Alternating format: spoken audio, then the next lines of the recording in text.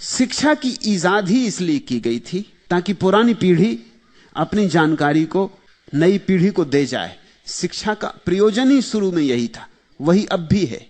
बाप ने जो जाना है वो अपने बेटे को देना चाहता है। फिर जानकारियां इतनी हो गई कि बाप इस काम को खुद नहीं कर सकता था, नहीं तो और काम ना कर सके, तो फिर नौकर मध्यस्थ रखे गए, वे ही शिक्षक हैं। शिक्षक बाप की नौकरी में है बेटे को पढ़ाने को। ख्याल रखना है इस बात को, इसमें सारा रहस्य छिपा हुआ है। शिक्षक बाप की नौकरी में है बेटे को पढ़ाने को। शिक्षक बेटे की सेवा में नहीं है, बाप की सेवा में। इसलिए जो बाप के हित में है वो बेटे को पढ़ाया जाता है, जो बाप के हित में है वो बेटे को सिखाया जाता है, जो बाप निर्णय करता है वो बेटे तक पहुंचाया जाता है।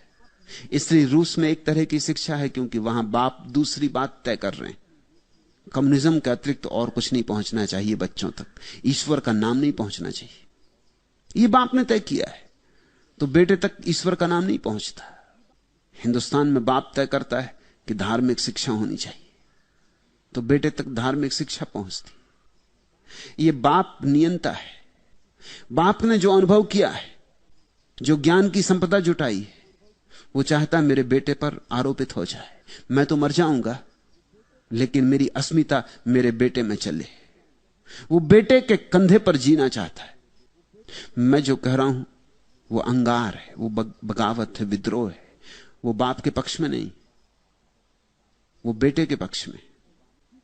वो जो होने वाला है उसकी सेवा में रत होनी चाहिए शिक्षा, ना कि जो हो चुका है। क्योंकि जो हो चुका वो हो चुका, अब नहीं होगा, अब उससे कुछ लेना देना नहीं। मैं ये नहीं कह रहा हूं कि पिता के प्रति सम्मान नहीं होना चाहिए, पिता के प्रति निश्चित सम्मान होना चाहिए। असल में तो तुम्हारा भविष्य जितना सुंदर होगा उतना ही तुम्हारा पिता के प्रति सम्मान भी अधिक होगा, क्योंकि पिता ने ही तो तुम्हें जीवन दिया, तुम्हें स्वतंत्रता दी, तुम्हें सुरभि दी। खलील जिब्रान का वचन है, अपने बच्चों को प्रेम देना, स्वतंत्रता देना, लेकिन अपना ज्ञान नहीं, क्योंकि ज्ञान तो तुम्हारा पुराना पड़ चुका है। बच्चे दूसरे ही दुनिया में जिएंगे, वहां यह ज्ञान काम ना आएगा, वहां नया ज्ञान काम आएगा। और यह बात रोज रोज ज्यादा महत्वपूर्ण होती गई। आज से 3000 साल पहले बाप और बेटे के जानकारी में कोई फर्क नहीं होते थे, इसलिए शिक्षा बिल्कुल कारगर थी, क्योंकि जो बाप ने जाना था वही बेटे को जानना था। समझे, एक बाप जूता सीता रहा जिंदगी भर, तो बेटे को जूता सिखाना, जोड़ना, जूता बनाना सिखा जाता था। इसलिए बहुत समय तक गुरुओं की जरूरत ही नहीं थी, शिक्षकों की कोई जरूरत नहीं थी। हर बाप बढ़ई अपने बेटे को बढ़ईगिरी सिखा देता था, दुकानदार अपने बेटे को दुकानदारी सिखा देता था, छत्री अपने बेटे को युद्ध में लड़ना सिखा देता था, ब्राह्मण अपने बेटे को पौरोहित्य सिखा देता था। अपने अपने बेटों को अपने अपने लोग सिखा लेते थे, परंपरा से बात चलती चली जाती थी। फिर धीरे धीरे ज्ञान का संग्रह बढ़ता चला गया। फिर संग्रह इतना हो गया कि हर एक बाप अलग अलग अपने बेटे को शिक्षा दे, यह संभव नहीं रहा। तो फिर हमें स्कूल निर्मित करने पड़े, पाठशाला बनानी पड़ी।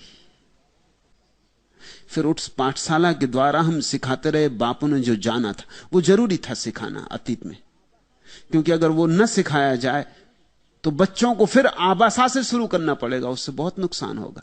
इसलिए तो पशु पक्षी विकसित नहीं हो पाए, क्योंकि उनके पास शिक्षा का कोई जाल नहीं है।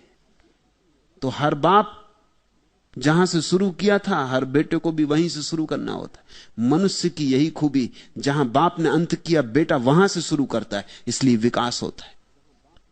बाप की सीढ़ी का उपयोग कर लेता है बेटा। शिक्षा का बड़ा बहुमूल्य दान रहा अतीत में, लेकिन अब धीरे धीरे शिक्षा सहयोगी की बजाय बाधक हो रही, क्योंकि रोज नई घटनाएं घट रही। ज्ञान इतनी तीव्रता से फूट रहा है, इतना विस्फोट हो रहा है। वैज्ञानिक कहते हैं कि पिछले 5000 सालों में जितना ज्ञान का विकास हुआ था उतना पिछले 50 सालों में हुआ है, और पिछले 50 सालों में जितना विकास हुआ है उतने पिछले 5 सालों में हुआ है, और पिछले 5 सालों में जितना विकास हुआ उतने पिछले 5 महीनों में हुआ है। ये गति इतनी तीव्रता से हो रही है कि हमारे शिक्षा संस्थान करीब करीब व्यर्थ हो गए। अब समझो इस बात को, अगर तुम स्कूल में जाते हो पढ़ने, मनोविज्ञान पढ़ने जाते हो, तो तुम्हारे प्रोफेसर ने जब मनोविज्ञान पढ़ा था 30 साल पहले, वो मनोविज्ञान गलत हो चुका, वो वही पढ़ा रहा है, उसका अब कोई काम ही नहीं रहा, वो आउट ऑफ डेट है, कचरा है। जब मैं मनोविज्ञान पढ़ने विश्वविद्यालय में गया और मैंने देखा कि मेरे प्रोफेसर मैकडूगल पढ़ा रहे हैं, मैकडूगल उन्होंने पढ़ा था, अब तो मैकडूगल का नाम भी किसी अर्थ का नहीं, तो 50 साल पुरानी बात हो गई। जब मैंने उनसे खड़े होकर कहा कि आप ये क्या पढ़ाते, मैकडूगल का तो आज कुछ अर्थ ही नहीं, तो स्वभाव था वो मुझसे नाराज हो गए, मेरे उनके बीच संबंध बनना मुश्किल हो गया। ये तुम जान के हैरान होगे कि आज अगर विद्यार्थी थोड़ा भी होशियार हो तो गुरु से ज्यादा जानेगा। थोड़ी भी होशियार हो, कोई बहुत बड़ी प्रतिभा की जरूरत नहीं, थोड़ी प्रतिभा हो तो गुरु से ज्यादा जान सकता है, क्योंकि गुरु बंधा है जो उसने पढ़ा था। विज्ञान पढ़ा था उसने 30 साल पहले, इन 30 सालों में विज्ञान की सब अवस्था बदल गई, सब जमीन बदल गई। आज तो इतनी तेजी से परिवर्तन हो रहा है, इतनी तेजी से नई जानकारियां और नया ज्ञान फूट रहा है कि बहुत मुश्किल है कि गुरु शिक्षक इसके साथ तादाद में रख सके। पश्चिम में विचार किया जा रहा है कि हम नए ढंग से शिक्षा दें। अब भूगोल पढ़ानी पुराने ढंग से, टांगे हैं नक्शा, पागल हो गए हो? टेलीविजन मौजूद है, तुम नक्शा टांगे हुए हो, तुम समझा रहे हो कि लंदन कैसा नक्शे से, जबकि टेलीविजन पर लंदन पूरा का पूरा दिखाया जा सकता है, और जो बात देखी जाती है वो कभी भूलती नहीं। याद करने की